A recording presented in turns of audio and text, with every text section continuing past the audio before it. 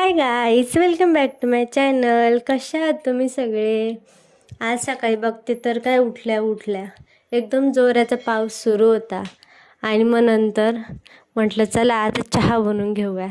चहा बनवताना लगेच माझा नीरोची एंट्री झाली. मस्त आंघोळ वगैरे करून पोरींसारखा टॉवेल वगैरे गुंडाळून आला. मग काय त्याला पण घ्यावं लागलं चहा बनवायला. मग आम्ही दोघांनी मस्त चहा वगैरे बनवला मस्ती करत करत. मग तितक्यात माझ्या आहोने तर सरप्राईजच दिलं. नाश्त्याचं तर टेन्शनच मिटलं माझं बनवायचं. मग त्यांनी काय मस्त गरमागरम वडे आणले. मम्मी आणि नीरवने आधी चहा आणि वडे खाल्ले. मग नंतर त्याच्या पप्पांची बारी आली नाश्ता करायची. तर नीरव मला सोडून पप्पांकडे गेला. पप्पाला खाऊच देत नव्हता, सारखी त्यांची प्लेट ओढत होता, त्यांच्यासोबत मस्ती करत होता आणि नाचत होता. मग म्हटलं चला यांची मस्ती तर सुरूच राहणार आहे. मग म्हटलं आपली कामं करून घेऊयात. मग पटकन बाल्कनीत आले, कपडे वगैरे सुकत टाकले. खाली आले, खिचडीसाठी भाजीपाला कापून घेतला.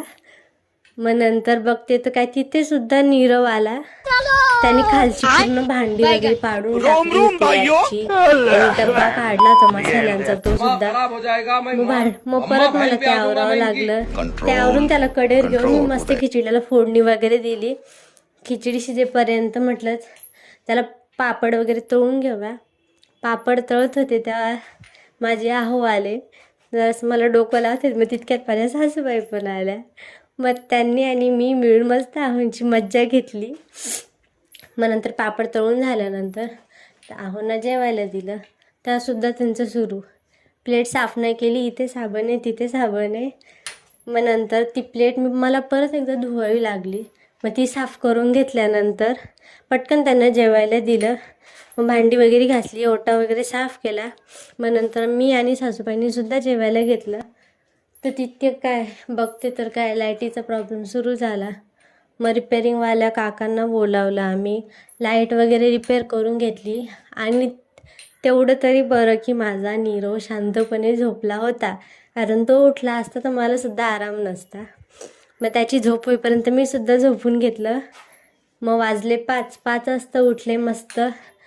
आहोंना दुकानावर जायचं होतं म्हणून चहा वगैरे पटकन बनवून दिला त्यांना. आणि मी इकडे चहा बनवेपर्यंत तिकडे माझा नीरव वैसे आप लोगों की जानकारी के लिए बता दूं तिकडनं कि अभी तो मैं अपने पैरों पर खड़ा हुआ आवाज देत होता त्याच्या अंकलला. ठीक से चलना शुरू भी नहीं किया त्याला खाली घेतलं रफ्तार परत पकड़नी तो भी लागला बाकी है. पिठाचा डब्बा वाजवायला. ते झालं. मग नंतर यांना चहा वगैरे दिला. मग नंतर नीरवने त्याच्या पप्पाला बाय बाय केलं दुकानावर जाताना. मग नंतर आम्ही निघालो बाजाराला. आमच्या इकडे मस्त भाजीपाला भरला होता. गुरुवारचं मार्केट असतं. मग गुरुवारी गेलो आम्ही. तिथे बघते तर काय बापरे खूप सारं ट्रॅफिक लागलं होतं. मग तरीसुद्धा आम्ही तेवढं ट्रॅफिक एकदम स्पीडने पार करून मस्त गेलो भाजीपाला घ्यायला. मग तिथे गेलो तर काय तिथे भेटल्या आमच्या काही ओळखींच्या काकू. मग तिथे आम्ही मस्त त्यांना गप्पा वगैरे मारल्या, भाजीपाला वगैरे घेतला. आणि तिथे एक छोटा मुलगा होता, नीरोपेक्षा थोडा मोठा होता, म्हणजे 2-3 वर्षाचा. माझा नीरो 11 महिन्याचा आहे. आणि हा त्याच्यापेक्षा छोटा असून त्याला मारायला गेला. आणि मला इतका हसायला आलं. म्हटलं एवढा आगाऊ होत चालला हा पोरगा. जसा जसा मोठा होतोय तसा. नंतर त्याला भेटली ती दीदी. मग तो त्या दीदीसोबतसुद्धा मस्ती करत होता आणि तिलासुद्धा ओरडत होता तो ए करून असं. मग नंतर भाजीपाला वगैरे पटकन घेतला कारण पाऊस पण येत होता. मग मी पटकन घरी आले. त्याला पप्पांजवळच ठेवलं तिथे दुकानावर, म्हणजे माझ्या सासऱ्यांजवळ.